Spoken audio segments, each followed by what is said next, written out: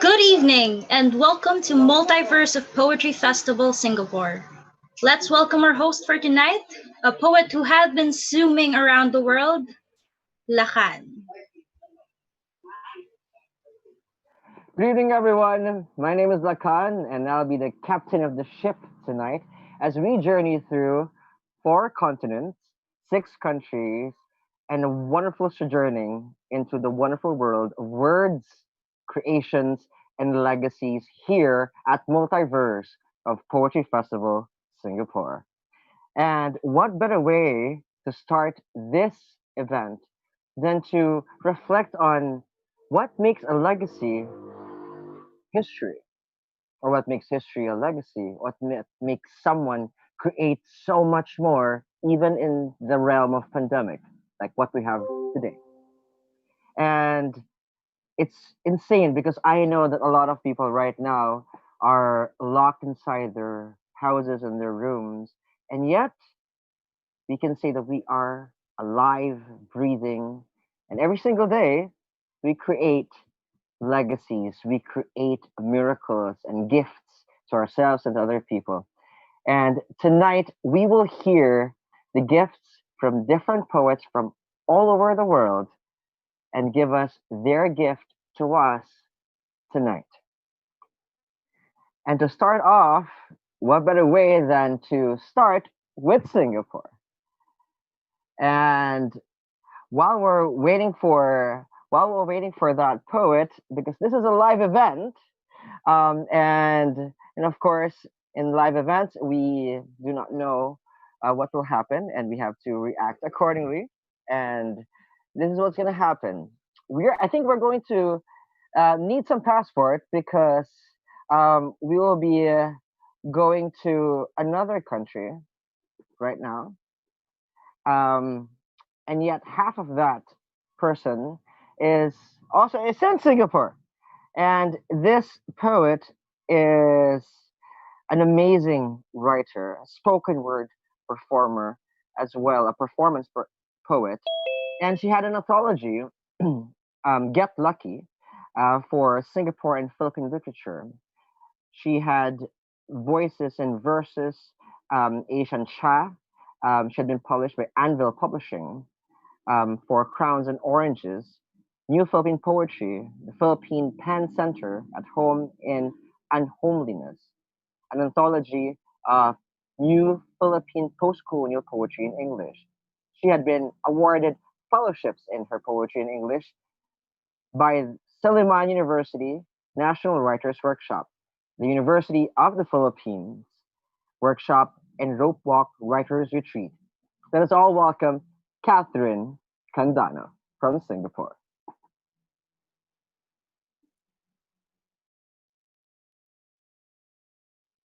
Hello, everybody. Thank you so much, Lakan, for that very lovely introduction. I think what's really interesting here is we're all dialing in from our homes. I'm in my living room talking to you today about how I feel about legacies and creation in this time of the pandemic. And the only word I can think of, to be honest, is recovery. Recovery, I think, is the word that comes to mind that will bring us self confidence, that allows us to thrive in our poetry and creation, despite the challenges of pain or disease that plagues us. And it can plague us in many different ways. It can plague us in our heart, in our mind, in our spirit, not just in our physical body. And so tonight, I'd love to share a few poems that I believe talk about recovery and thriving on the confidence from recovery. And I'll start off by taking you to Singapore, where, as Lakan explained, I'm part of an anthology called Get Lucky, which is a collection of writing from Filipinos and Singaporeans writing about one another's culture. And the piece that I have here is really around how spiritual recovery is part of the migrant workers' experience, especially given this time when a lot of folks from different parts of the world are displaced by the pandemic, this is something I hope can give us some strength. This poem is called Imaginary Landscape to Novena. Imaginary landscape to Novena. The skein flew and the women prayed for touchdown at wingtip. A city canvas we expected in scaffolding. Variations on canvas number 1. If Luz were on this train, it would be a dark, roaring tube and a single handrail we held as firmly as a child's slim arm, while another deft hand moves in wordless exercises on each rosary bead and stop to novena. That's my first poem on recovery, hoping to share a bit more about how solace and spirit can aid recovery in this trial. Now, the next piece I'd like to talk to you about is a piece that I find has been a source of my own personal recovery or personal journey to connection. And it's in this anthology called Asia Literary Review. It's published out of Hong Kong by an awesome Pan-Asian team. And it, I think, allowed me to think of myself as contributing not just as a Filipino with Chinese heritage, but also as a Filipino in an Asian society. And how does that allow me to connect better and bridge a lot of the gaps between past and future, between ancestry and your own personal choices. The poem I'd love to read for you today is called A Chinese Lady.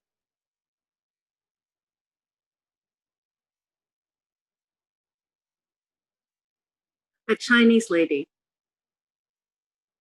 Central Kingdom Limited, trademark red and gold, has told me to take a piece of Orient home.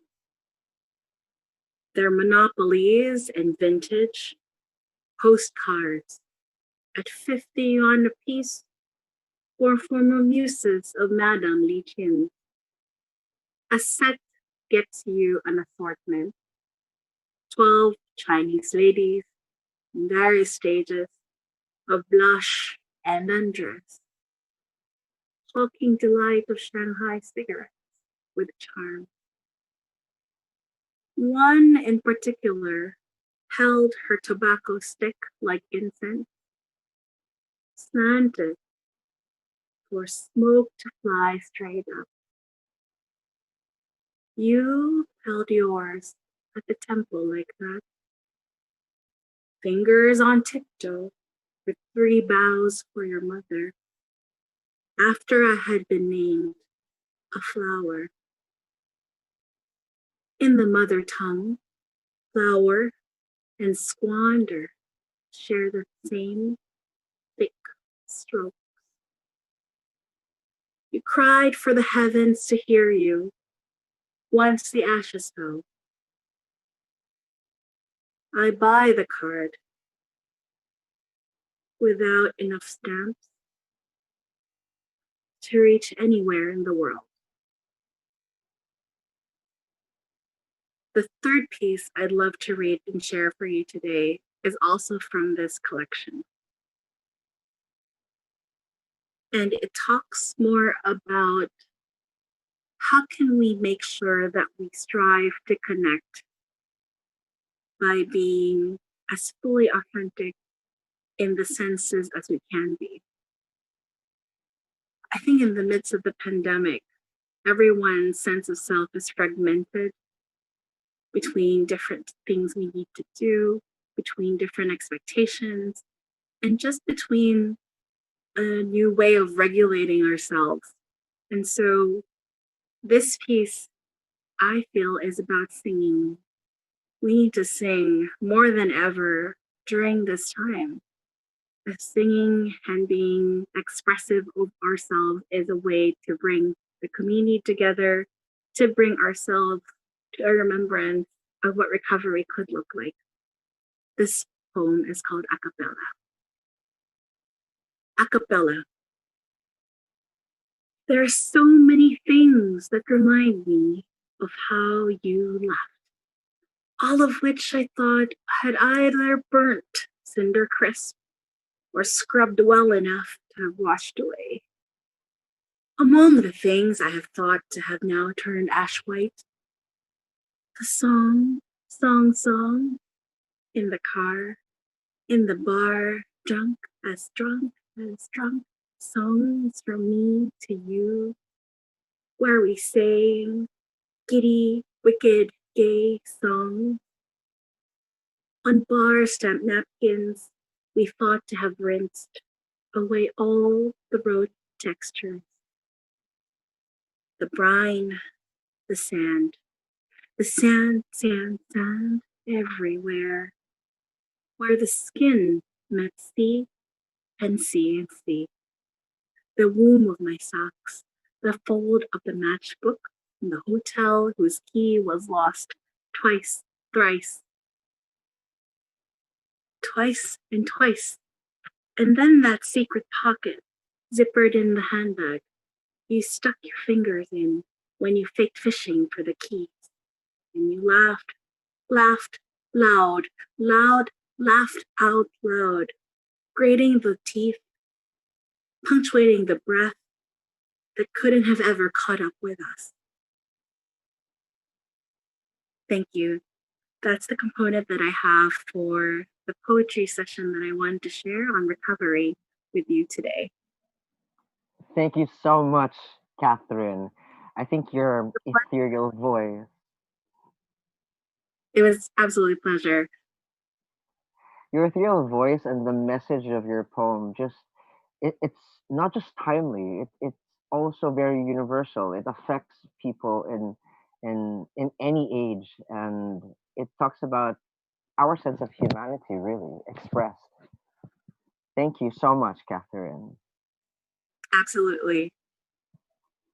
That was Catherine Candano from Singapore, a published poet from the Philippines who is now living in Singapore. And we won't be leaving Singapore just yet because our next poet who will be sharing her art is also from Singapore. And she is an author of three collections of poetry in Tamil: Tivoli, or Fire Space 2003, Paampak Katil Oru Sasali, or A Screwpin in Snake Forest, published in 2004. And there's also the 2016 Yaarukum Elasa Paalay. Her short story collection Nan Kolay Seyum Penkal, or The Women I Murder in 2007, won the Singapore Literature Prize for Tamil fiction in 2008. It was translated to English and published under the rework title The Goddess in the Living Room in 2014 by Epigram Books. Her works have since been translated into French and German as well. Let us all welcome in our multiverse tonight, Latha. Thank you. Yeah, I read my poem in Tamil first. Is it okay? Yes, you are perfect. You're ready. Okay. Thank you. My title of the poem is யாருக்கும் இல்லாத பாடை. யாருக்கும் இல்லாத பாடை. போர் கலைத்து நிற்கிறாள் காளி. மணல் காற்றின் வெம்மை வாட்டும் எல்லையற்ற வெளியில் ஒவ்வொரு கையாய் வீசுகிறாள். ஒளியுடன் விழுகின்றன ஆயுதங்கள். தூர்வாரும் இயந்திரங்களின் இசையில் பாடிச் செல்லும் பலவித பெண்கள். அவள் வெற்றுக்கரங்களில் கொடிகள் கட்டிச் செல்கின்றனர். 18 கரங்களிலும் பல பாடல்கள். செம்மை களைந்து வண்ணங்கள் பூசிய அவளை சென்ற இடமெல்லாம் கேட்கின்றனர். எந்த நாட்டவள்? மென்மையேறிய கரங்கள் வலிக்க வலிக்க தேசக் கொடிகளால் இறுகக் கட்டினாள். இடுக்குகளில் துப்பாக்கிகள் சொருகி எவருமற்ற கடல் பரப்பில் திணை கலந்து நீந்துகிறாள். உடலெங்கும் உயிர் சுமந்து. Now I read the translation of my poem. This is translated by my best friend and great translator, Miss Kavita Karum. I started. Deserted wasteland. Kali stands weird of war in the endless land. Buffeted by scorching sandstorms, she shakes each of her hands free. Her weapons fall, registering sound. An assortment of women singing along to the music of excavators. Tie flags to her barren arms. Her 18 arms bear several songs, shedding red and wearing colors. Being asked wherever she wanders, which country do you belong to? To her tender arms, in her great pain, she bound tightly national flags with guns stocked in her crevices. She abandons land for the sea bereft of habitat, bearing new lives in her body. Kali stands, the edge of war. Thank you. Love how you're during the time earlier. I did mention about that question, and it still stuck with me. Okay. And these are the questions that we ask ourselves. Okay. And thank you so much for sharing that wonderful thought for us to ponder on. And of course, Latha is from Singapore, sharing Tamil culture and heritage tonight here at MultiVerse. Thank you so much, Latha. Thank you.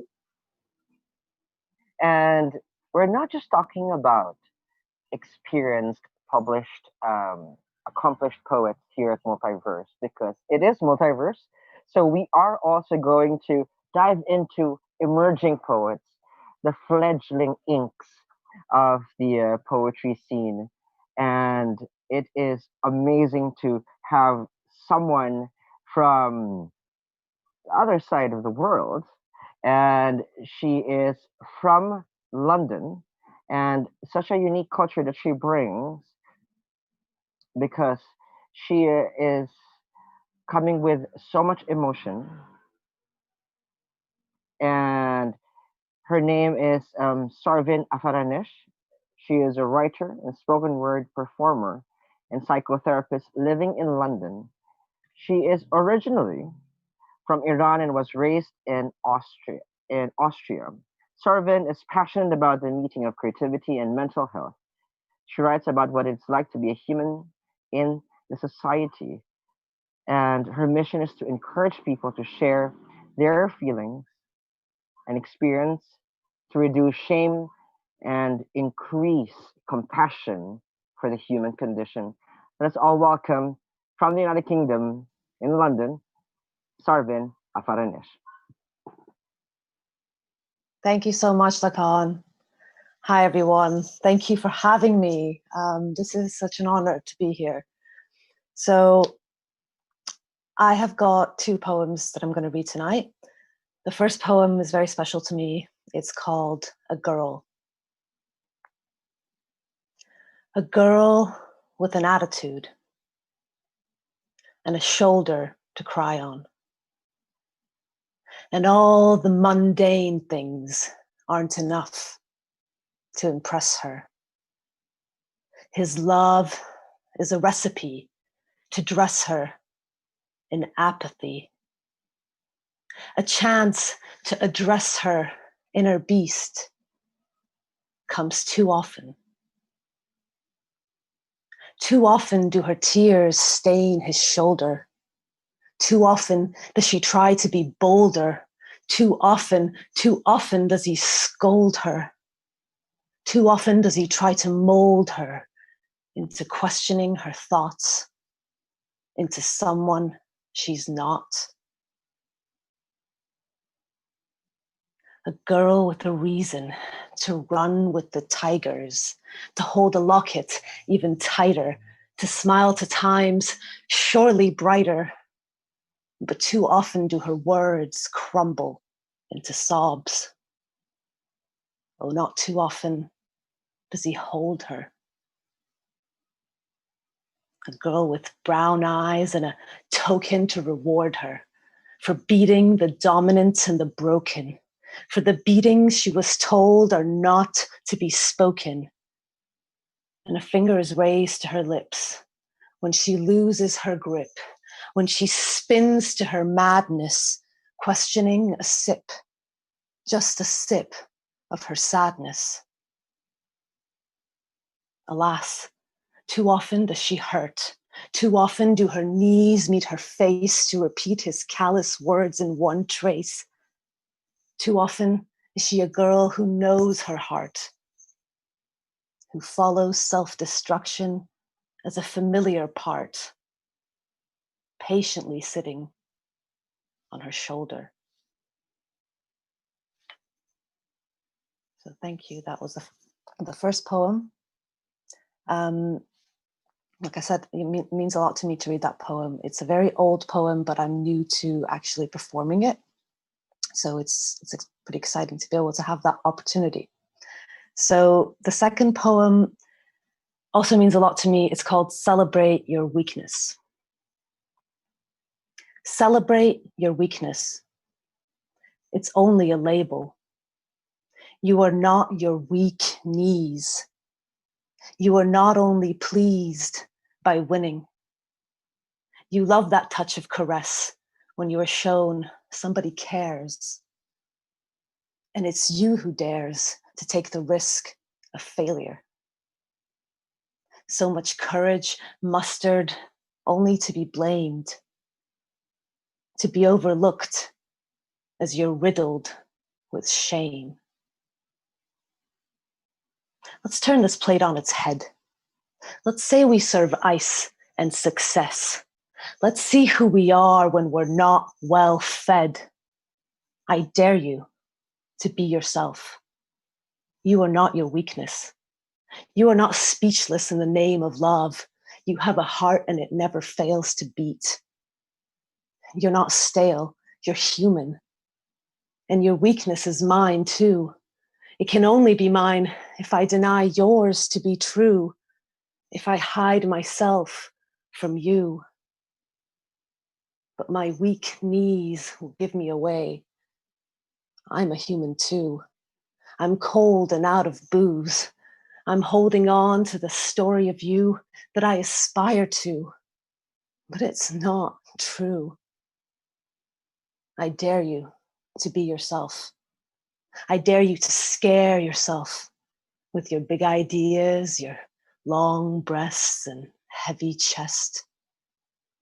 I dare you, because we're all fools. Thank you. That was fantastic, Sarvan. Sarvan is from London in England, and this is what's going to be so unique here at MultiVerse because we need Sarvan back on screen because we have the poets who have more experience, and this is going to be the bridging of the gap between people who have seen certain experiences in their lives in the arts in poetry, and we have the emerging poets who are now discovering their journey. And there's going to be here's my hand, let's walk together. That's going to be happening here at Multiverse at Poetry Festival Singapore. So we will be asking the experienced poets in our team tonight, um, what are their thoughts about the poem that was just shared by Sarvan?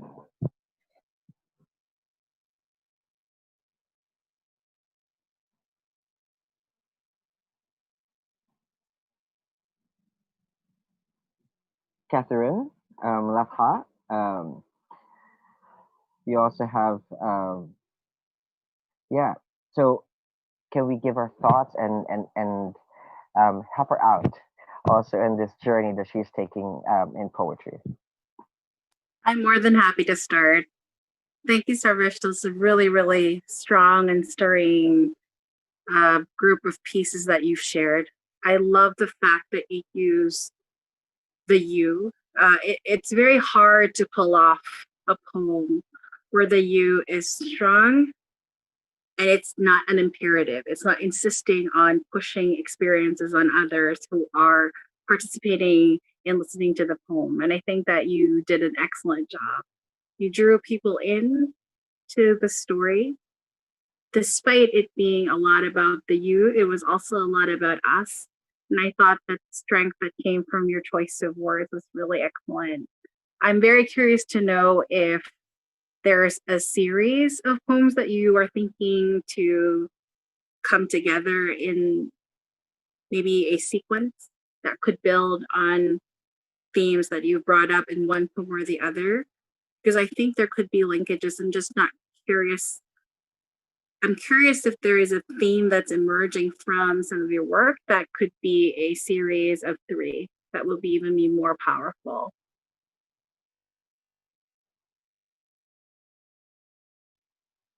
Thank you so much for your feedback. Thank you. That's really useful.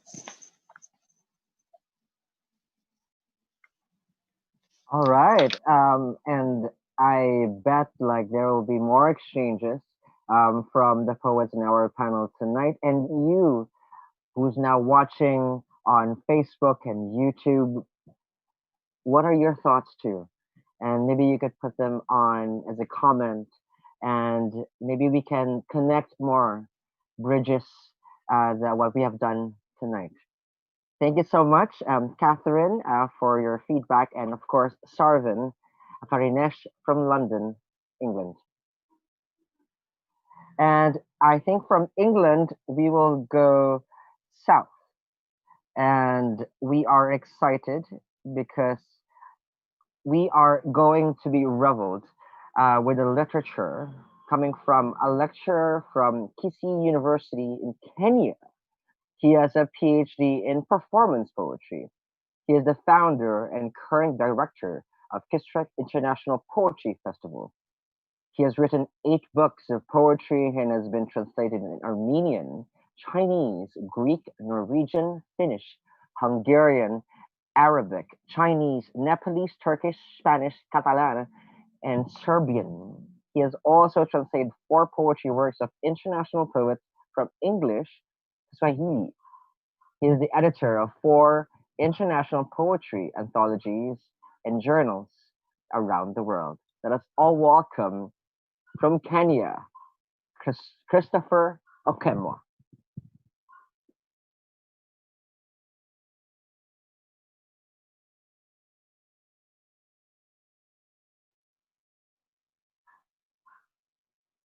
Hello, Christopher.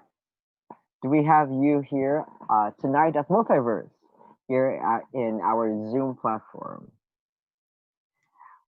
While we're waiting for Christopher, of course, you can catch not just the recorded version or the live version right now at the facebook.com/poetryfestivalsSG or in our YouTube channel for Poetry Festival Singapore. You can also look into the other programs and events here at Poetry Festival Singapore. And I think we now have Christopher Okemwa from Kenya. Hello, Christopher. Hello. Thank you so much for welcoming me to the platform to read my poem. Let me greet all of you and say that I'm very happy and grateful to be invited to come over and read my poems. I'm going to read 2 poems. And the first poem is called Ngiekeiga Yatocheire. It is in Ekegusi language, the language that is spoken in the western part of Kenya. Then after reading it in Ekegusi, I'll read it in English. Let me start. Ngiekeiga Yatocheire. Ngiekeiga Yatocheire, Corona Yatocheire, Embewe Kunakogusa. Gekeiga ya tucheire, corona ya tucheire, embewe kuna kubusa. Embewe kuna kubusa e baba. Embewe kuna kubusa e baba. Embewe kuna kubusa. Embewe kuna kubusa. Inwe murware tabarwaire, morembe kurwe koroime, echine chindoto chikweta. Inwe murware tabarwaire, morembe kurwe koroime, echine chindoto chikweta. Echine chindoto chikweta e baba. Echine chindoto chikweta e.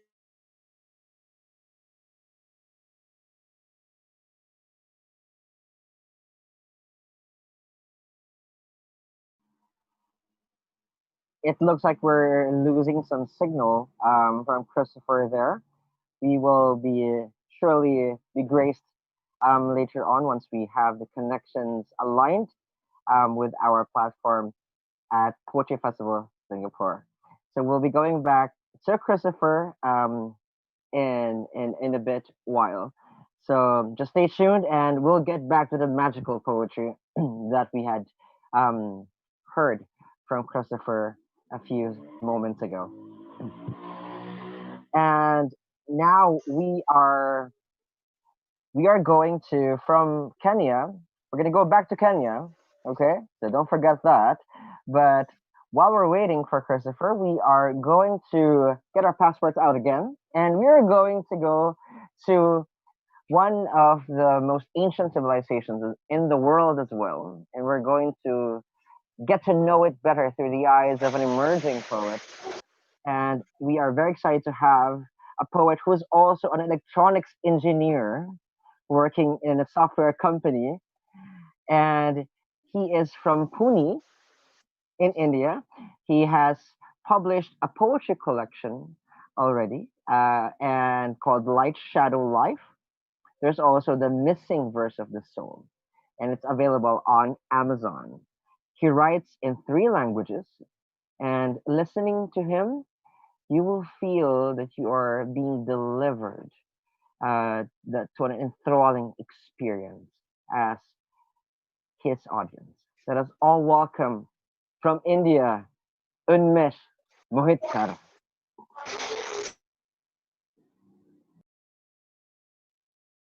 Am I audible and visible, Lakhan? Yes, you are. Beam live from India. Yeah. Namaste.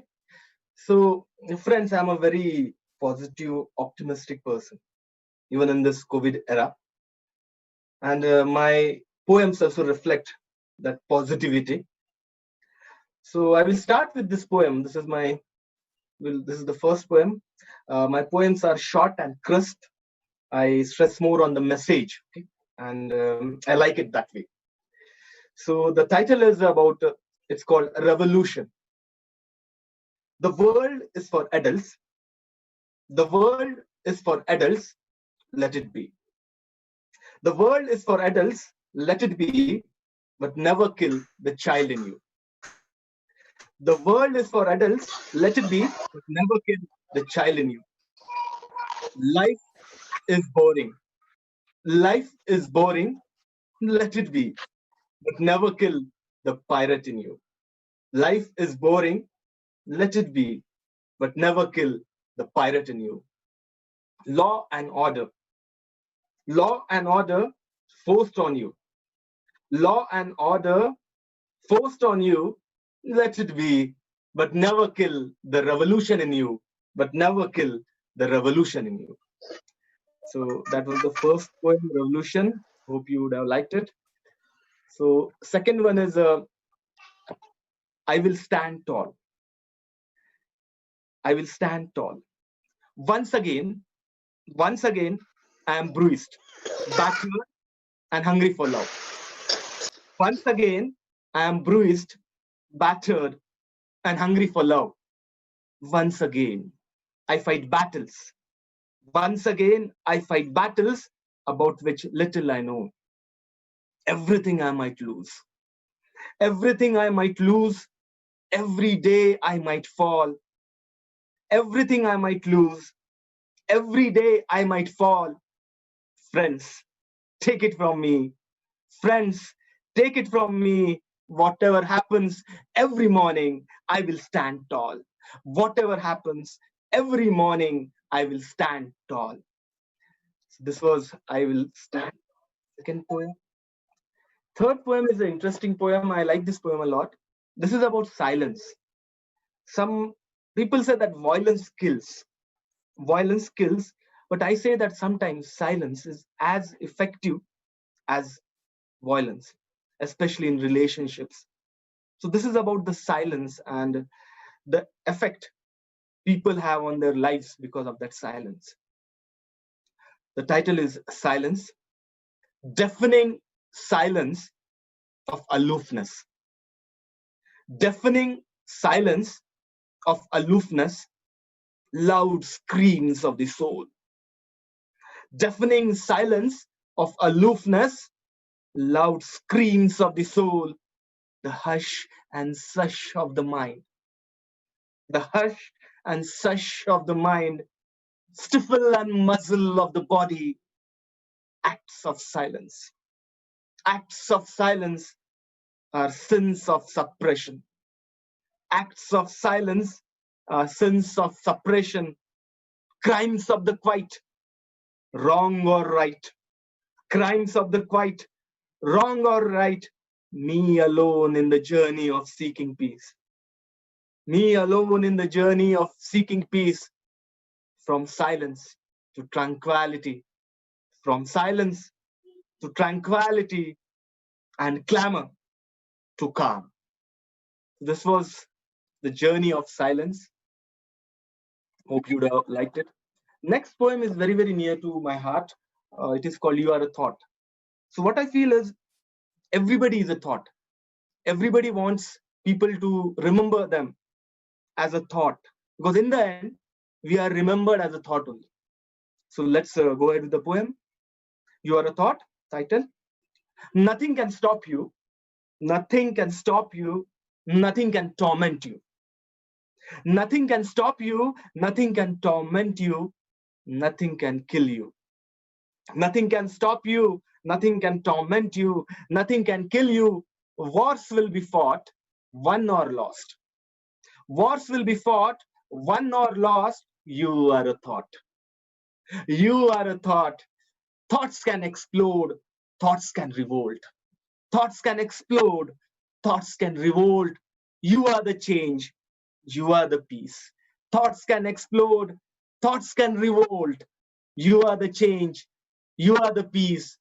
You are you. You are you, like you, not even few. You are you, like you, not even few. Live your thought. It's the last chance you got. Live your thought. It's the last chance you have got.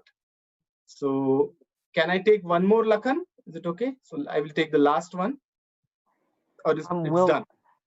Actually, I think it would be great to also have the point of view of the other poets also in this panel, and such a great message coming from Unmesh Mohitkar from Pune, India.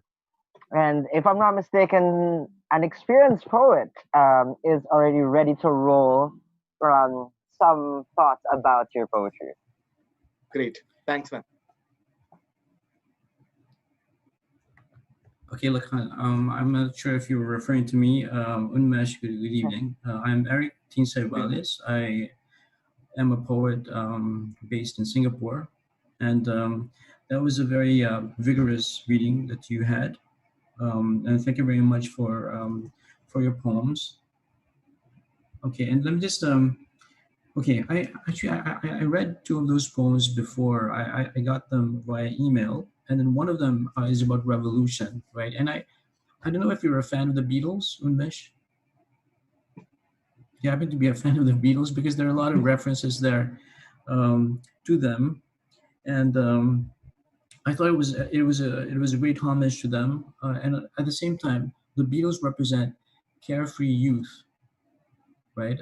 For people of a certain generation, and I know one of my housemates is a big fan of the Beatles, but then there's a rather ominous element as well, because you mentioned about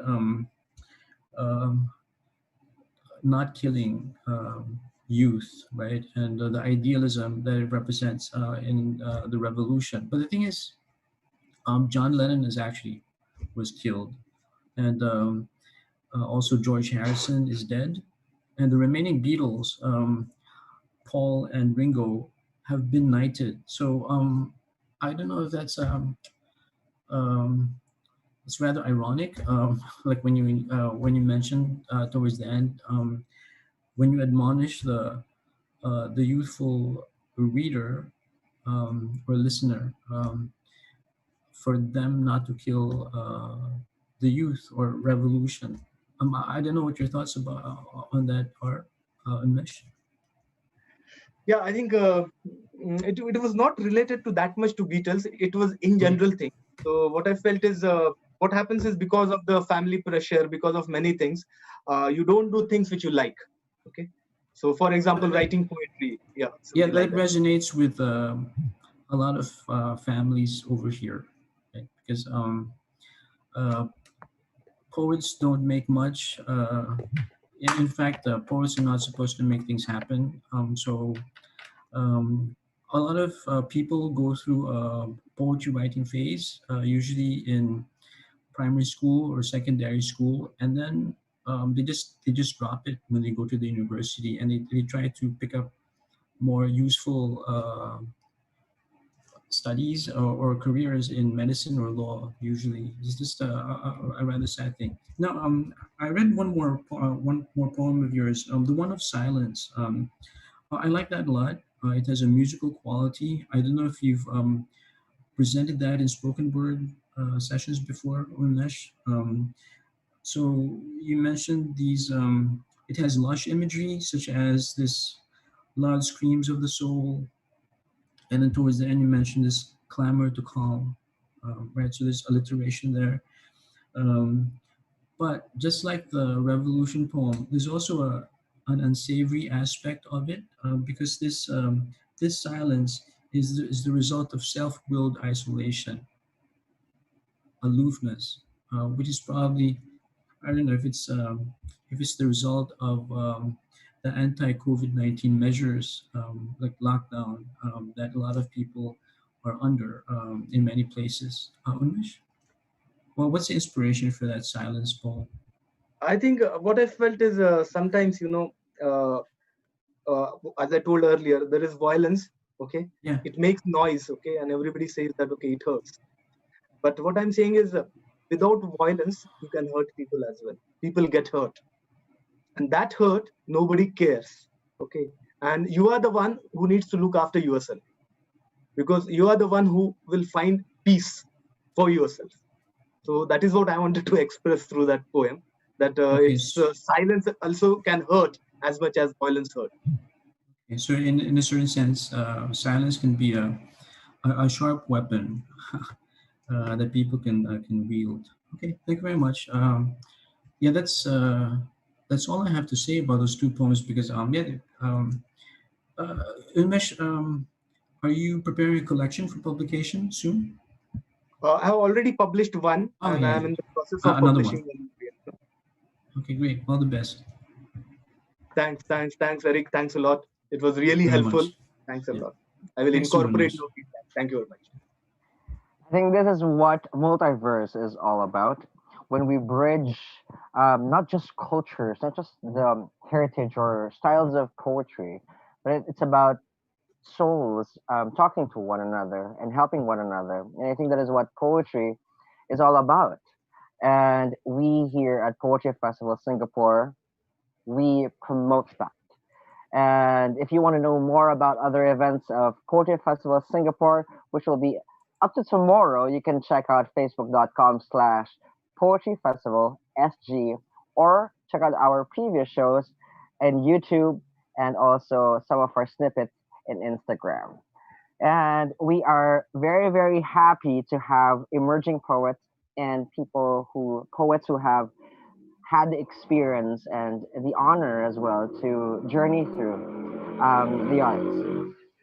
Now, I'm not sure if we have Christopher back, because if we have him back in our stage, then we can fly back and take a swing in Kenya.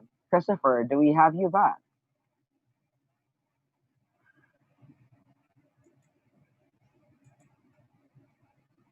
Okay. We're not we don't have him just yet, but we'll have his poetry and his words in a bit while. And while we're waiting, we will be going to Singapore, back to Singapore, and this is very interesting because we're taking a swing all over the world, and this is what multiverse is all about. And Yeah. this next poet, he captures, snatches what the feeling of home in exile, whether physical or spiritual. He won the Gossin Tub Creative Writing Prize for poems in his second collection, After the Fall, Dirges Among Ruins. His first poetry book was A World in Transit.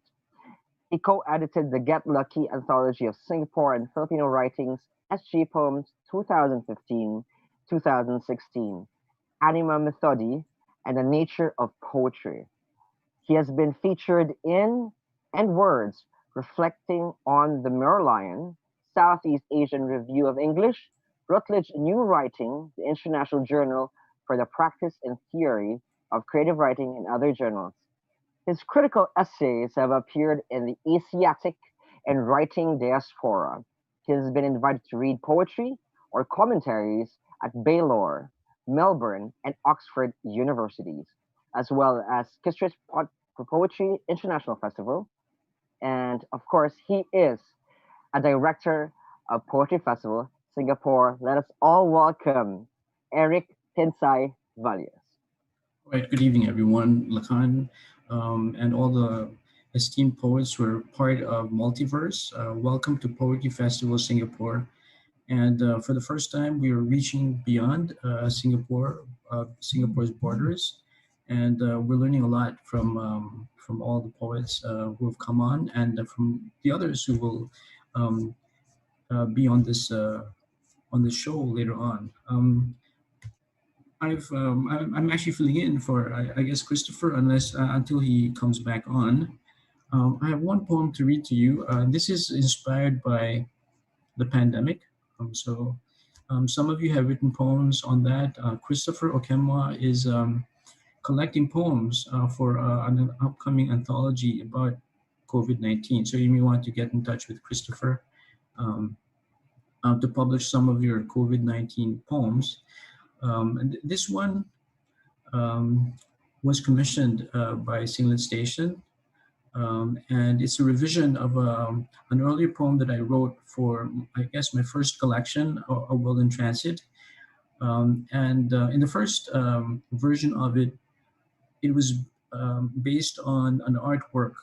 It was an installation work on top of the City Hall building of Singapore that is now part of the National Gallery, which is repository of some of the best Southeast Asian artworks. And when was that? Maybe 10 years later. So I relooked this poem, and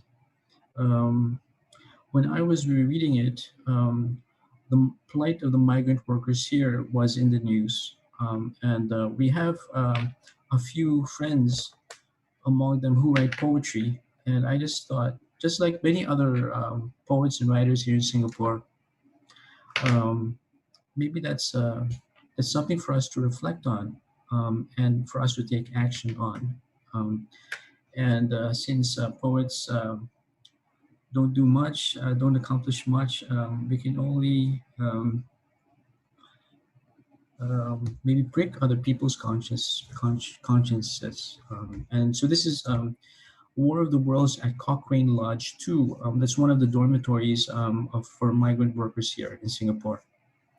And this is inspired by a worker poet, Zakir, who is organizing a reading at Poetry Festival Singapore tomorrow afternoon. Here goes. War of the Worlds at Cochrane Lodge 2.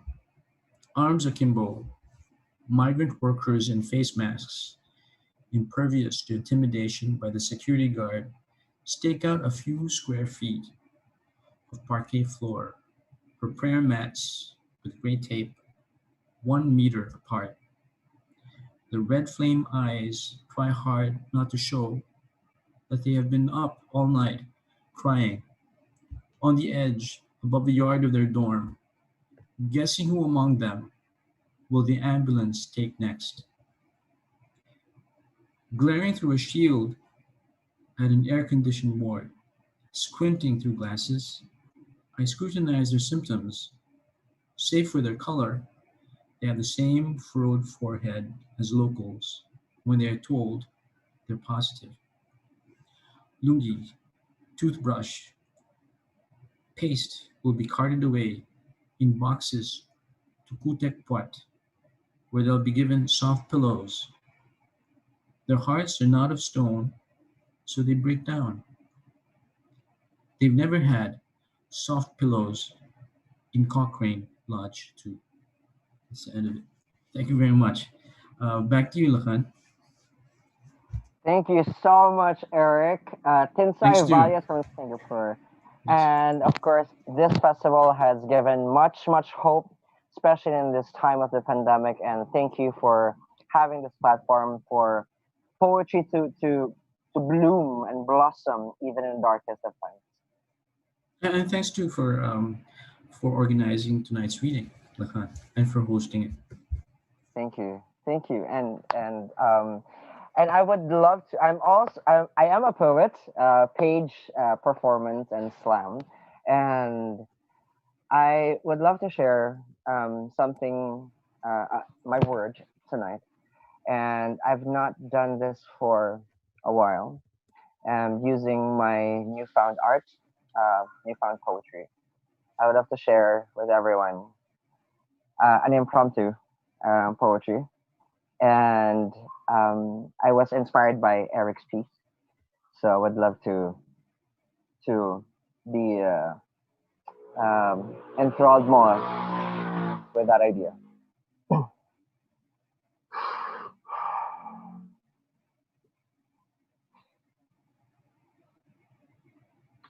I'm a poet. I know that. I know that there is ink inside my blood. I know that it screams every night when the moonbeams shine. Ano ba ginagawa ko dito? That's what I tell myself. When all I have is a screen who doesn't seem to see kung gaano kabasag ang aking kaluluwa, kung paano ito naglalakbay na hindi gumagalaw ang mga paa, that my soul is nothing more than a page hanging right in the middle of a spine, hindi ito gumagalaw. Ayaw nito gumalaw. I want to find that voice hidden in the heartstring here. I know you have this too. I know, nawawalan ka ng pag-asa, di ba? Minsan. It's okay to lose that silver in every single moonlight that you see. Like tonight, you see the clouds trying to hide every single word. Don't let it escape you. Umasa ka sa lahat na nagwawagayway na watawat sa iyong katawan. Ikaw ang bandila. Ikaw ang watawat, ang sagisag, ang siglaw. You are the epitome of your own literature. Write it. Inscribe it. Don't be afraid of the many last numbers that have risen for months. Don't be afraid of how it can be buried. For you are alive. Hinga. Hinga. Huminga ka pa. Because you can. You can breathe. Even if every single claw seems to grapple that page. People want to cover you with every single letter that they would love to find in you. No, you have your own. Isulat mo ang titik ng iyong pagkatao. Huwag kang matakot. Huwag kang mangangamba. Be brave. Be brave. For here is a light. Isang liwanag wawagayway sa langit na hindi marunong kumapit sa isang katapusan. Hold on. Hold fast. Because at the end of the day, tao ka, humihinga. And the best part of it, now, you are not just human. You are not just humanity who can write poetry. You can also be humane. Thank you. Whew, okay. You know the feeling of words escaping you? I think a lot of poets would relate to me. Like sometimes it has a deluge. Sometimes you can't stop it. Some say you shouldn't. But I think for a lot of people who are experiencing depression or feeling of you want to stop, you can pause, but don't stop. And that is why we have this event and this festival as a silver lining to this entire global pandemic. That's why we're bringing global poets here from different parts of the world. And I think I'm not sure if we are ready to go back to Africa in Kenya. Is Christopher already here? We would love to have your rhythmic ascension to our evening. Hello, Christopher. Hi. Yes. Hi. How are you? I'm good. Let me start by saying I'm sorry. What happened? It just went off. But I'm happy that you're able to give me a second chance to be able to read my poem. I'm very happy and thank you so much. Let me come back and read my second poem, which is, do I start afresh? Do I read the poem again in Ekeusi or do I go to the second poem? You may read the second poem. The second poem or the first one? The second one. The second one. Yeah. Okay. The second one is entitled Ensayons. And it goes, Imeya Indiana, Imeya Nevada, Imeya Florida, Imeya Alabama. Bunariru toyane. Bunariru toyane. Imeya New York, Imeya Minneapolis, Imeya Los Angeles, Imeya Oklahoma. Tiga abantu batere obusibole obumaene obomo. Tiga abantu batere obusibole bwabo n'obugima bwabo. Imeya New Jersey, Imeya Washington, Imeya Pennsylvania, Imeya Kentucky. Tiga abantu bakane oitwa abantu abamwamu. Tiga abantu bakane oitwa abantu abamwamu. Imeya Chicago, Imeya California, Imeya Michigan, Imeya Arkansas. Tiga abantu abamwamu beyane. Tiga abantu abamwamu beyane emoke igoro eriru. Tiga abantu abamwamu beyane. Tiga abantu abamwamu beyane baimoke igoro eriru. Imeya Missouri, Imeya Wisconsin, Imeya Illinois, Imeya Utah. Tiga eyogiri soke. Eyogiria Amadou Diallo, Eric Gana, Michael Brown, Tamir Rice. Tiga eyogiri soke. Tiga eyogiri soke. Eriogiria Walter Scott, Fred Gray, Botham Jean, Breonna Taylor. Tiga eriogiri soke. Tiga eriogiri soke. Eriogiria Philando Castile, Tryphon Martin, Ahmaud Arbery. Nabono, tiga eriogiri soke. Tiga eriogiri soke. Ya George Floyd. In English, through the streets, Yeah, through the streets of Indiana, through the streets of Nevada, through the streets of Florida, through the streets of Alabama. Let people break the knee. Let people break the knee and get the breath. Let people break the knee. Let people break the knee and gain their consciousness. Through the streets of New York, through the streets of Minneapolis, through the streets of Los Angeles, through the streets of Oklahoma. Let people sing. Let people sing for freedom, justice, and equality. Let people sing. Let people sing for their rights, their lives, and their existence. Through the streets of New York, through the streets of Washington, D.C., through the streets of Pennsylvania, through the streets of Kentucky, let people shout. Let people shout against black men's lynching. Let people shout. Let people shout against racial injustices and oppression. Through the streets of Chicago, through the streets of California, through the streets of Michigan, through the streets of Arkansas. Let blackness breathe. Let blackness breathe and rise above the knee. Let blackness breathe.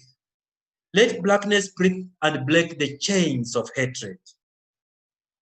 Through the streets of Missouri, through the streets of Wisconsin, through the streets of Illinois, through the streets of Utah, let the voices rise. The voices of Amadou Diallo, Eric Garner, Michael Brown, Tamir Rice. Let the voices rise. Let the voices rise.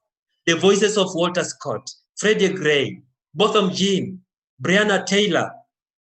Let the voices rise. Let the voices rise. The voices of Philanthro Kasai, Trayvon Martin, Amaudi Aberi, and now, let the voice rise.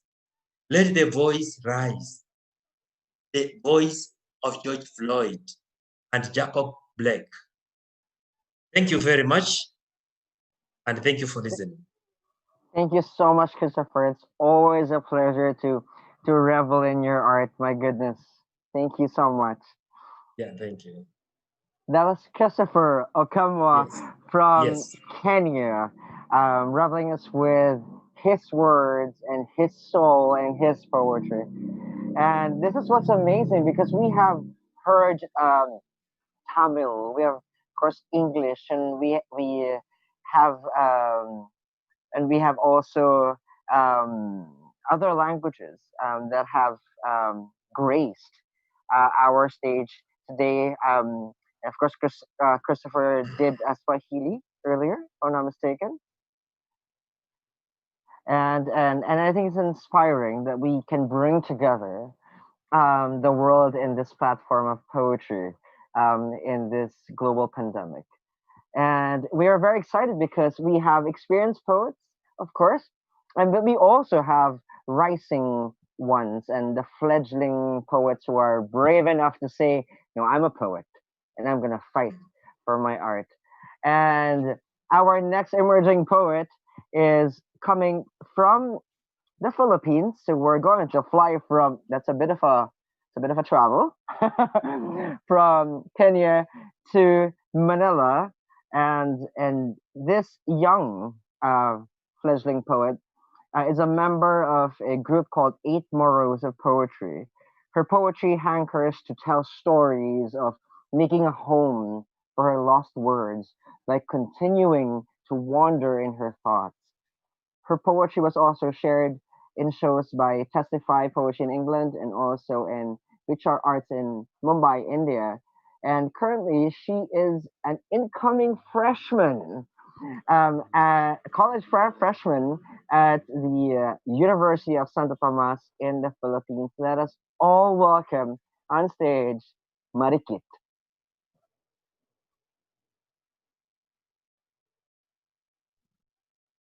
Hi, good evening from the Philippines. Can you hear me clear? Maybe a bit louder. Maybe we can so we can hear the resonance of your poetry more. Okay. Can you hear me? But maybe a bit louder. Maybe you can make it a bit louder. That'll be so much better for everyone and for your poem as well. Okay, so good evening. Jennifer, Jennifer. Is it good now? Um, Maybe a bit I think louder. that's Can fine you enough. increase the volume?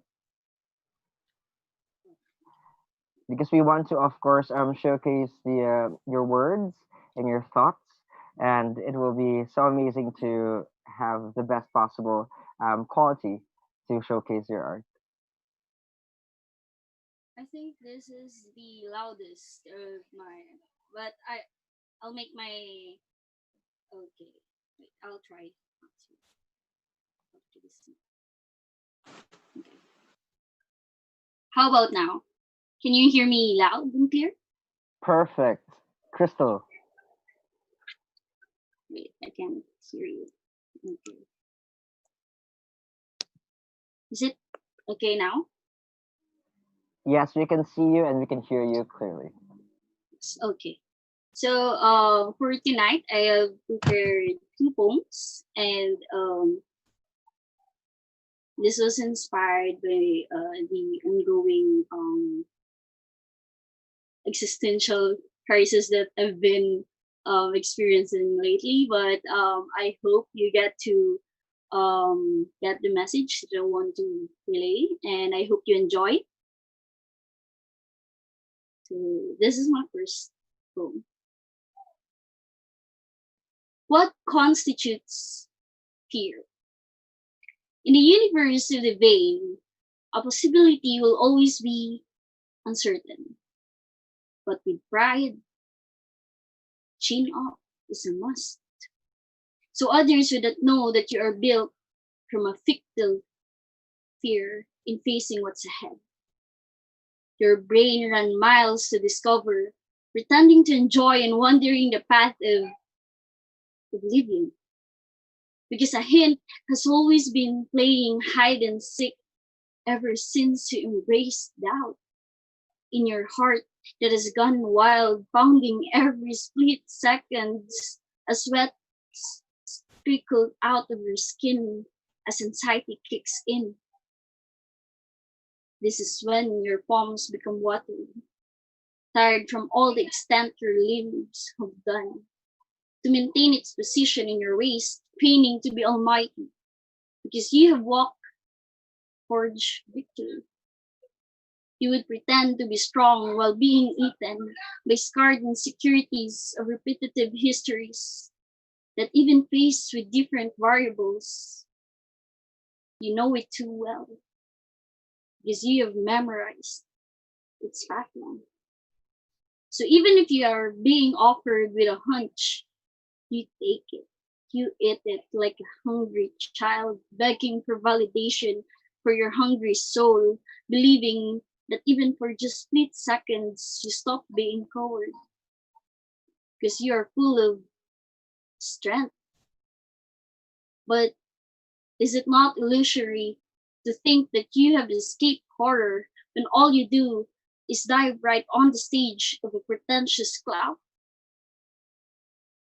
Sweetheart, standing like a lousy column in a theater of clowns is not synonymous to conquering what is offered to be thrown away, but something that is grappled you for days or even years to grow. Because the first step to winning is acknowledging that you are a coward. So that's my first poem, and for my last poem, okay, I hope you also enjoy this one. In the aisle of a self-built competition show, we brand ourselves so we could be the first choice, so that the off-white shelf of tickets we're standing on will be emptied first because of filthy hands that would choke our neck for us to beg for oxygen of obsequious validation.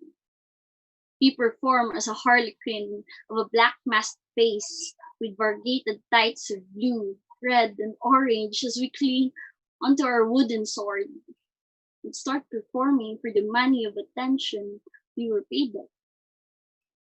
But at the end of the day, we go back to our closet to take off the covers we concealed our bare fragility and go back to flashbacks of laughter, to how funny yet senseless we were on stage because we projected something we are not. Because isn't it a clownery to be a fraud when you try to stick your nose to where it does not belong only to be butthurt when you unfold the truth of you being an outcast of the scene?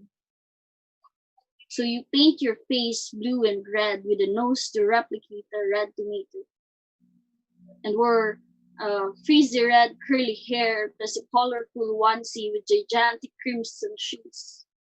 And you start to frenzy dance with all the music of criticisms, pleasing everyone, thinking they won't leave if you keep them entertained with your madness, with your obsession of being perfect to belong.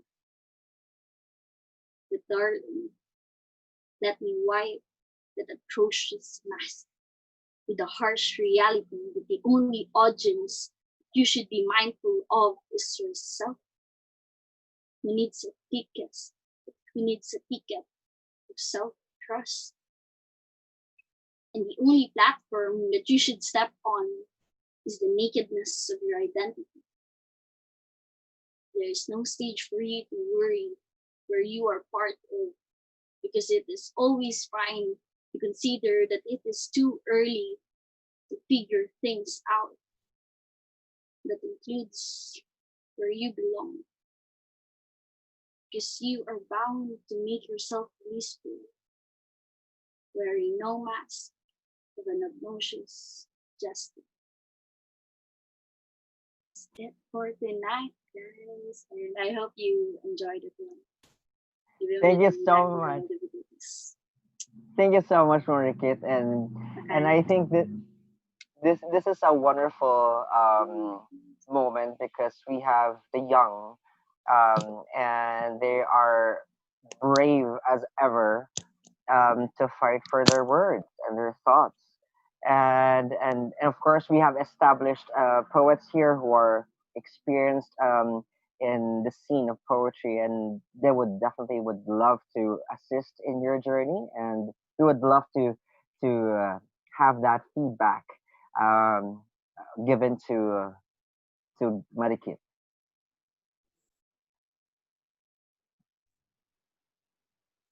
Right. Can you hear me? Yes, I can hear you. Hi, Right? Chile here from Singapore. Hi, Marikit. Right. Well, I really enjoy your recital, full of emotions, and yet you're trying to find a voice, I think, in your poem, and it makes it so attractive in the sense that you're very so truthful to yourself. Like you're asking yourself, what constitutes fear?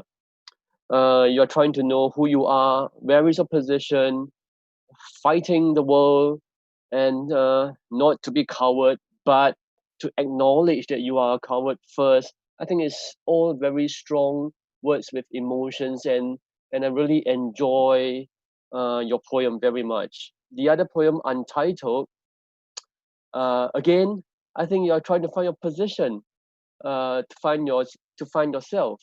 Who needs a ticket of self-trust? But basically, you have the poem of self-trust.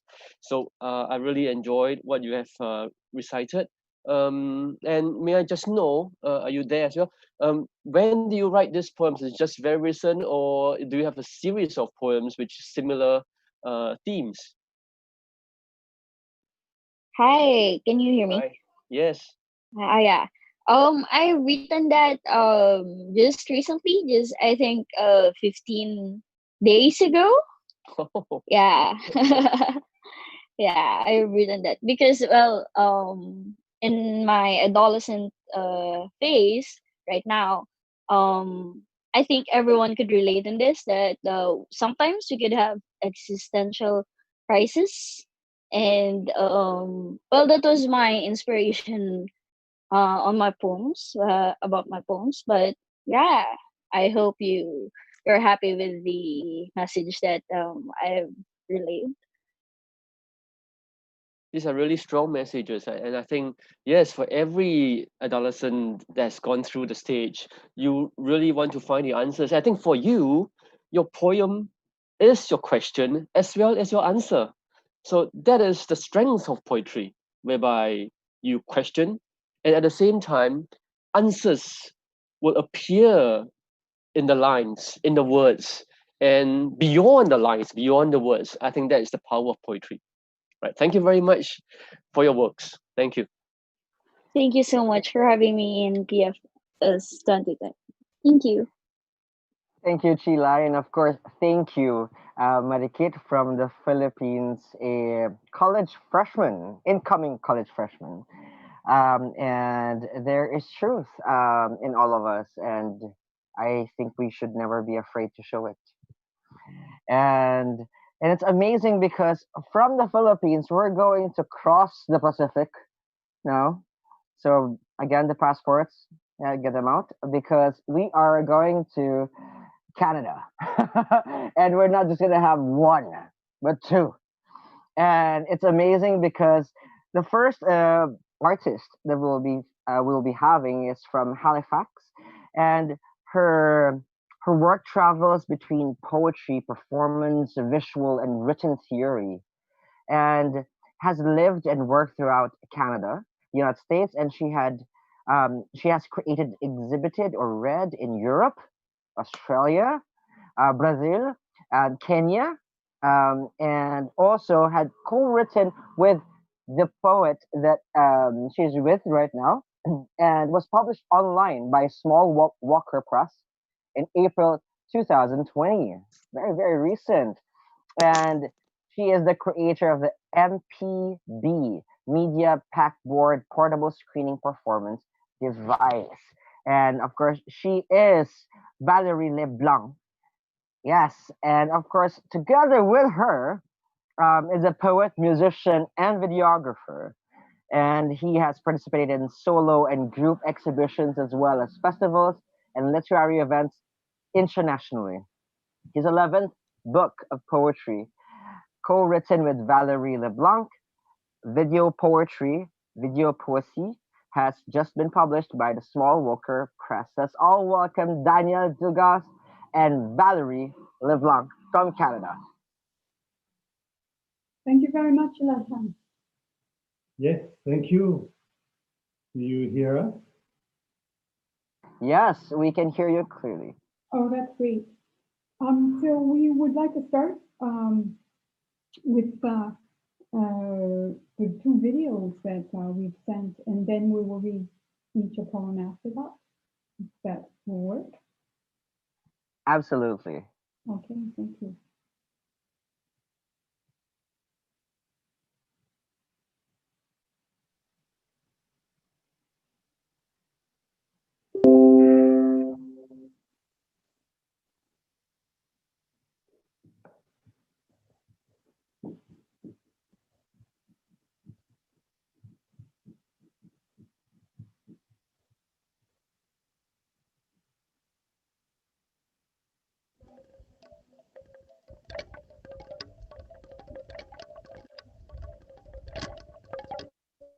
One of the most confusing things we can try to do is to put it all together.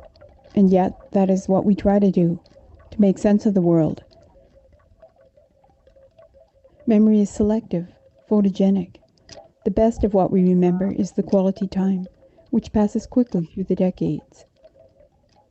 Ceremony has been lost, and with that, the sense of time and events has come unraveled. We discipline our internal existence to hold up our end of the work ethic. It ensures our safe passage through days. The conscious mind drifts along with prescribed routines until a haunting set of circumstances or an image rises out of a dream. Within that mystery world, which taps the well of experience. Where do those faces of strangers come from?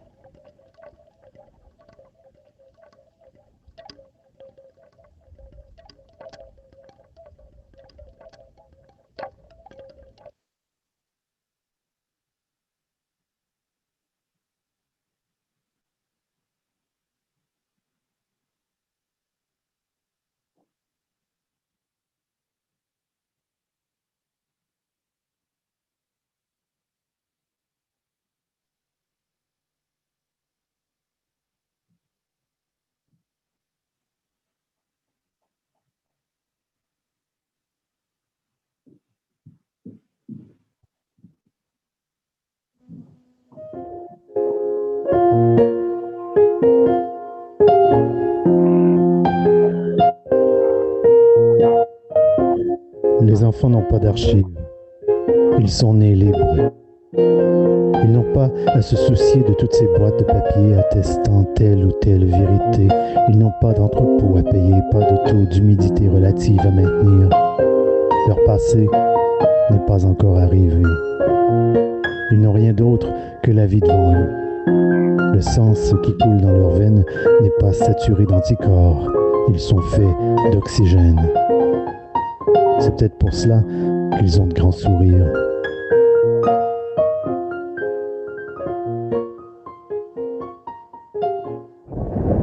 Pour ce qui est des adultes, c'est une autre histoire.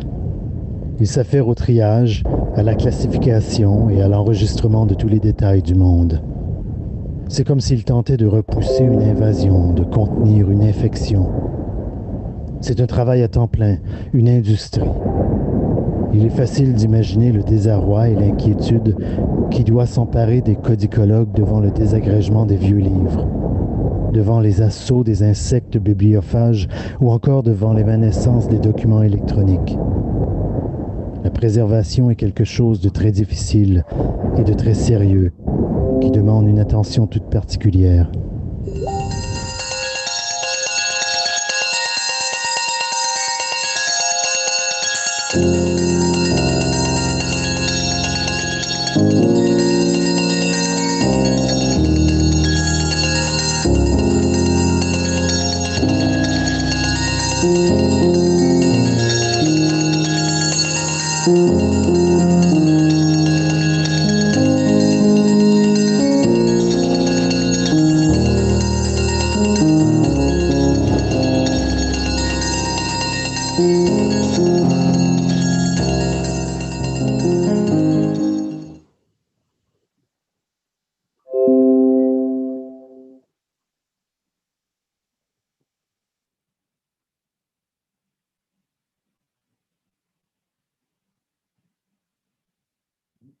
Okay, so I'm going to read coordinates of now.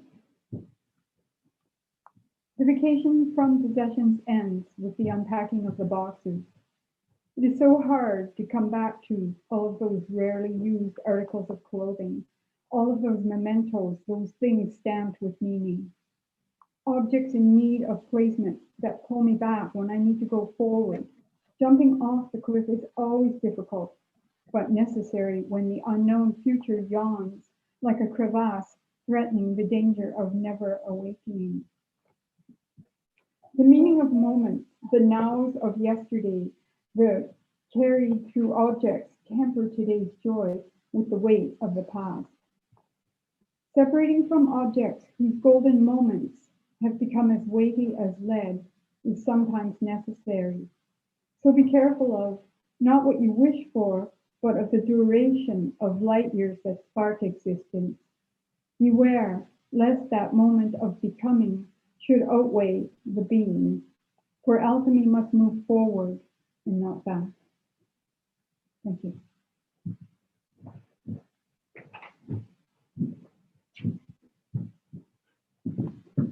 Hi, we're sharing the seat. Well, thank you for having us. It's an honor. I'm going to read the text that is going to be in a book to be published in the winter of 2021. It's called The Mountain Dance of Shadows. At first, the sight of the mountain is enigmatic. like the monolith in the film 2001, A Space Odyssey. It surprises us in its immensity, its completeness. Slowly, the landform becomes a marker on the horizon, a signal in the plain, helping us find our way. The mountain helps us situate ourselves in relation to the universe. We understand the mountain and ourselves, spatially. Little by little, we get closer to it, and one day we are walking in its foothills. Everything is beautiful. Life shoots out from all directions, passing through us like a warm wind. We are carried toward the slopes and the cliff, quickly climbing to the top. After seeing what the world looks like from that perspective, we understand what we are, where we are. And then it's time to rearrange the world, to move the mountain. We get our shovels. We scoop the whole thing down further the road, so to speak, transforming each shadow along the way. Our territory and our condition are all at once reshaped. In the dust storms of vision, the mountain becomes wild again. We learn to tame it one more time. We learn its place and ours in the shifting universe. The renewed immensity of the rock makes the climb daunting. For the first time, it seems an impossible task to accomplish. Even the sight of the mountain is too difficult to bear. We are exhausted, dwarfed, lying down in the grass, looking up, breathless. We remove ourselves from its edge, 1 foot at a time. A stroll in the foothills suffices until even that becomes too consuming. To look at it from a house, from inside a room, is all we can do. We have no more energy to give the mountain, and the mountain is reluctant to invite us, probably detecting our weakness. We realize that the center of the world has transformed itself into the threshold of all worlds. The mountain disappears before our eyes. There is no trace of nervousness or willingness. Thank you. Thank you so much, Daniel and Valerie from Canada. And it's so yes. Can you put the book cover again so people can see in our show? Video poetry. And there's a free download, a complete of the PDF of the book, and we'll leave the address with Patricia and Eric so that if people want, you can download the book and reference it. And all the video poems have all links to the videos, so it's all freely available. Or else, if you want the paper copy, you can contact us, and we'll arrange some kind of exchange. Yes, and it's great. I mean, you spoke about exchange because I think art is about exchanges. Yeah. And I think we have to develop that more. That sense of if we want to support artists, we need to buy. We need to support them by having their art live with us. And please support all the artists and poets and musicians and all others. If you want us to continue making art, then we have to also show some love back to us. Thank you, and thank you for the show. It's a great live event. We are enjoying it. Thank you so much, Daniel and Valerie from Canada. And before we go back to Singapore, if you think that this is the end after our last poet who will be sharing his poetry, you're mistaken, because we're going to go off air after this on-air show, and we're going to have a poetry jam. So if you want to be part of this poetry jam of Poetry Festival Singapore MultiVerse, kindly message us on Facebook or comment down on YouTube, and we'll get back to you on the link, and we'll have a wonderful time ahead. Now I think we're ready. We're ready to go back to Singapore because this is Singapore Poetry Festival anyway. And we are delighted to close the show with someone who is. This is very interesting. I'm very excited because I'm not sure what he's going to perform, but what I've heard, he is a sterling poet. He's an associate professor of Chinese at the National Institute of Education at Nanyang Technological University with a PhD in Chinese literature from University of Cambridge in the UK. Currently a National Library Board George Lyndon Hicks Fellow. He won the Golden Point Award, Young Artist Award, Singapore Youth Award, Dr. Tan Che Chor Art Award, the NTNU Calligraphy Competition. He has published over 20 calligraphy, creative writing, and academic books, including Landmark Poetics of the Lion City, which clinched him the 2018 Singapore Literature Prize. Let's all welcome. I think I'm gonna get out a little secret. Happy birthday, by the way, to our last poet, Tan Chilai. Thank you very much. Yes. Happy birthday, Ashley. Thank you, Happy thank birthday. you. Well, my birthday date is out to everybody now. Right. Welcome back to Singapore, everybody. I see that I'm a little blur. Yes. Okay. Welcome back to Singapore. All right. This is our Singapore Poetry Festival. Anyway, I'm very happy to be here and to recite my 2 poems in Chinese and English. Can I do share screen now? Yes. Can you see?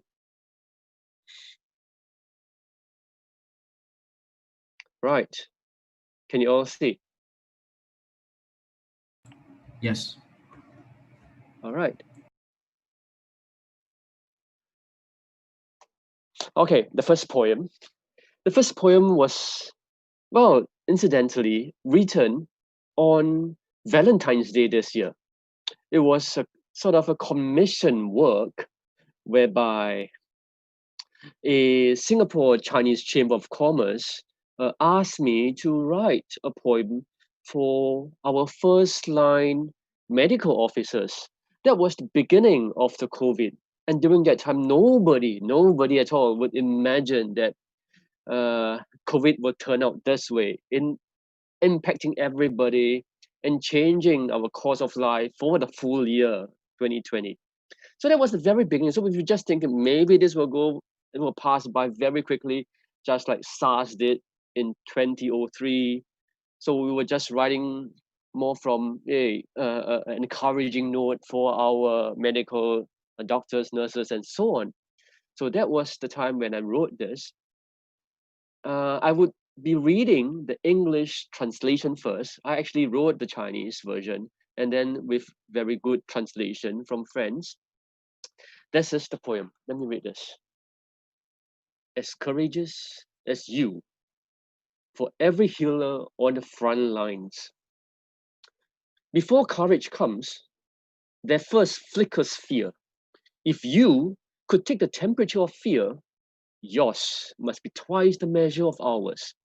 Fear, this alien enemy, this endless battle, fear, scrubs and screens and respirators tugging loose, fear, a mask tightened to the point of scars, fear of being infected, the greatest fear yet of infecting.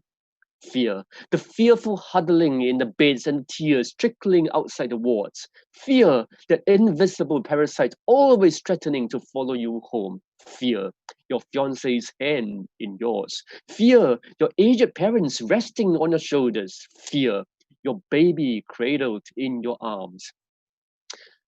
But beyond fear, you have far more the courage. If you could measure the weight of courage, yours must be twice the measure of ours.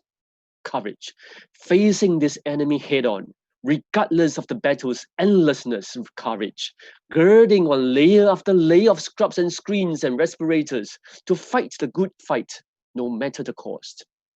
courage. A mask bound to your skin beyond the point of scars, courage. The mountain you carry on your shoulders, the care of each infected him or her, courage. Watching, sorry, hold on. Courage, watching over each bed, each extra shift, each full day on call, the ceaseless duty from which there is no leave. Courage, guarding every home as if it were your own. Courage, your fiance's hand. Courage, hand in hand with yours. Courage, your aged parents' minds at rest. Courage, more than a pet on your shoulders. Courage, beyond the safety of your baby. Courage, your child growing up to be as courageous as you. Courage, for every one of us and the Singapore we uphold together. Well, that was when the poem was written on 14th of February this year. And yes, it is the perfect day to write this poem, I thought, when looking back. Valentine's Day, love. I think love is the answer to the pandemic that we are having right now. Right, very thankful to Fiona, Joshua, and Eric who also helped to translate this. I'm going to read the Chinese version, which was also published in the papers on the 18th of February in the Chinese papers, and just now we had that published in the English Straits Times. Chinese version. 勇敢如你，至前线的每一位医护。在勇敢之前，你必定也怕。如果恐惧可以量化，你一定有双倍于我们的害怕。害怕陌生的敌人，战役看不见尾巴。害怕防护服、护目镜、呼吸器有没有穿好。害怕紧绷的口罩会不会在脸上留下疮疤。害怕你被感染，更害怕被你感染，害怕着病床上的害怕，更害怕病床外的泪如雨下，害怕无形的病毒偷渡与你回家，害怕牵起未婚妻的手，甚至害怕搀扶年迈的爸爸妈妈，更加害怕抱起摇篮里的娃娃。但比起害怕，你更加勇敢。如果勇敢可以量化，你一定有双倍于我们的勇敢。勇敢直击，即使是陌生的敌人，即使是战役看不见尾巴。勇敢穿好一层又一层的防护服、护目镜、呼吸器，好去战斗，不惜代价。勇敢长时间戴上紧绷的 N95 口罩，不管留不留疤。勇敢扛上山大的压力，照顾被感染的每一个陌生的他。勇敢守护着每一张病床，即使要加班，要全天待命，要完全不能拿假。勇敢防卫着每一个国人的家，如你自己的家。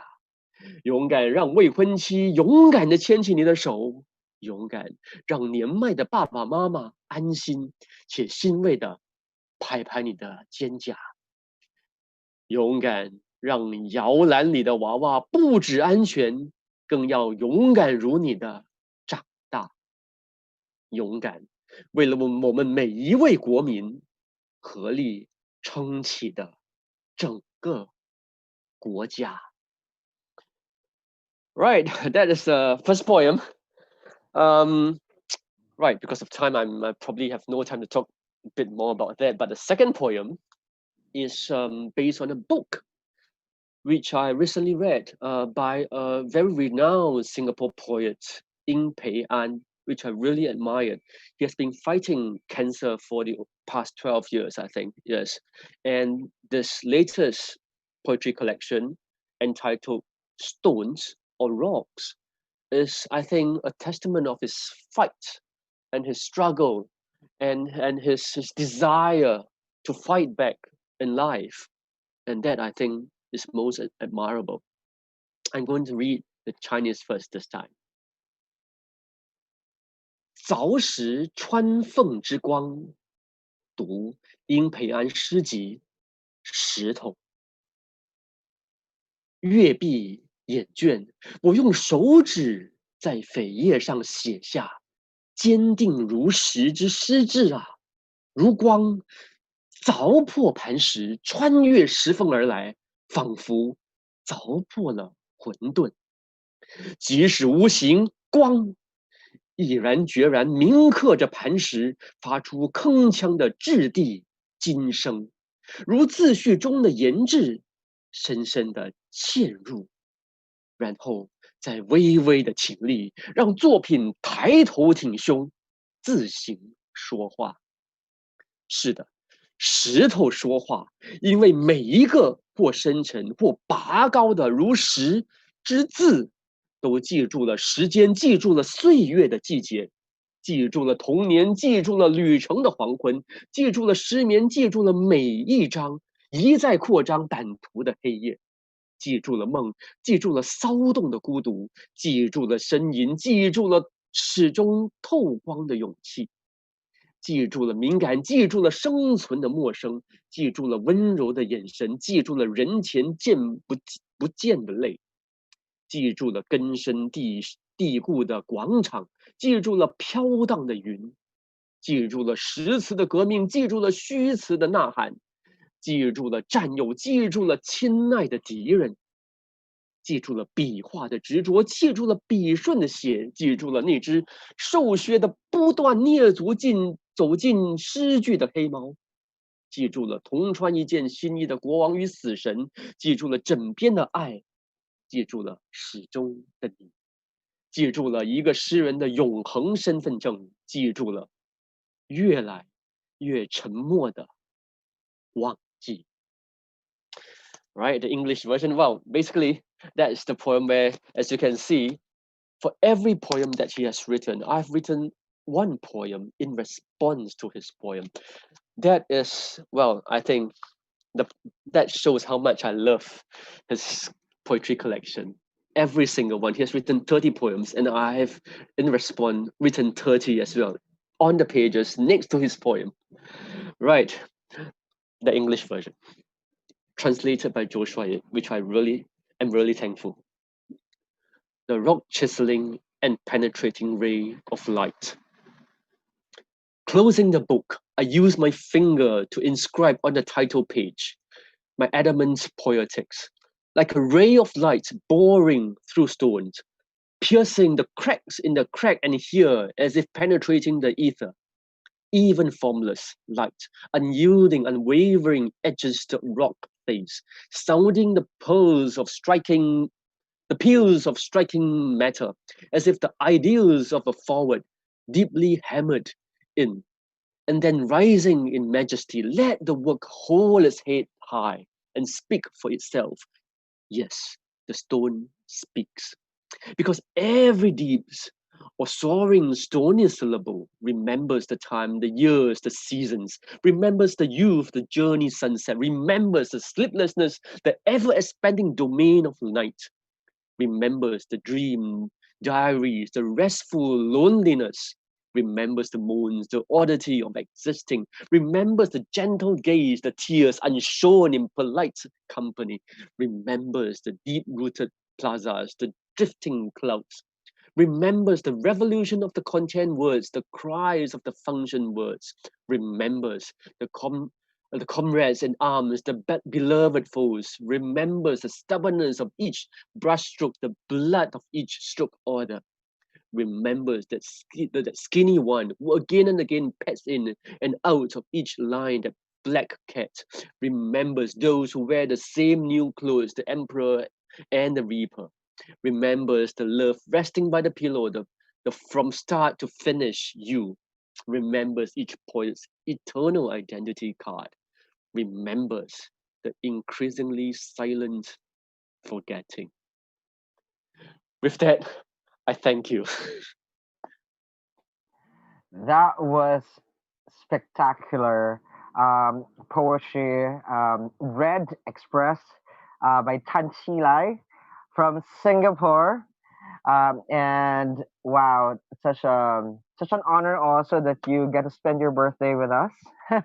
Yes, thank you very much.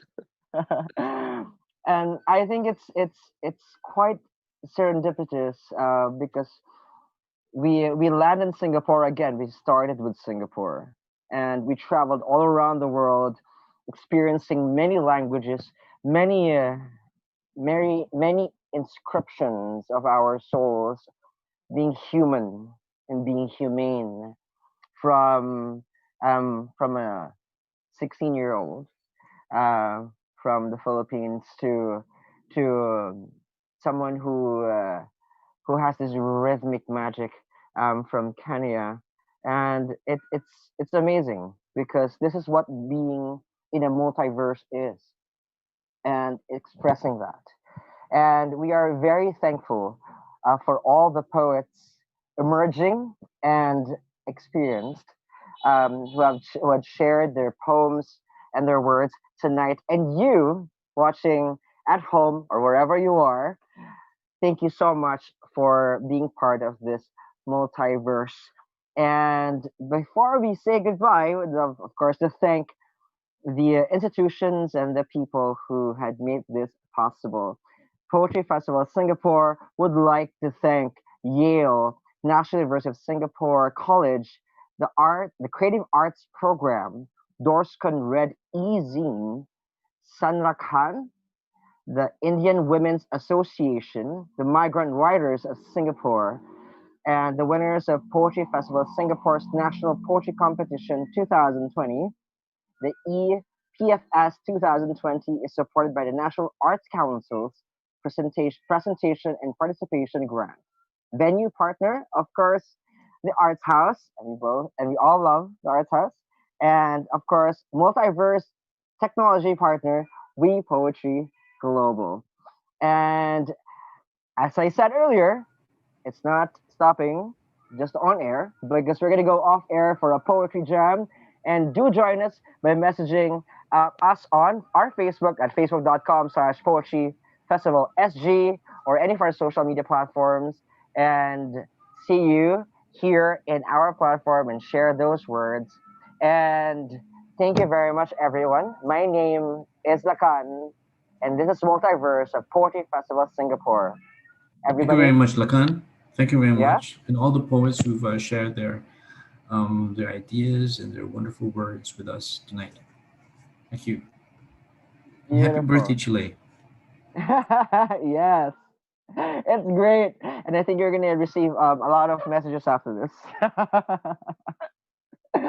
And to everyone who's celebrating their birthday too, happy birthday to everyone! And every day it's Poetry Festival Day, and to all out there, to everyone out there, stay brave, be brave, and as Tachilai said, courage, courage, courage. Goodbye and see you next year.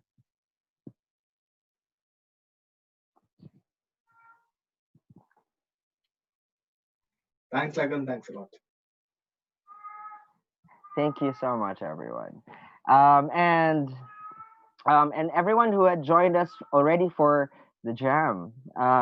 Thank you, thank you. And oh my goodness, how I mean, I am so sorry, but I would love to also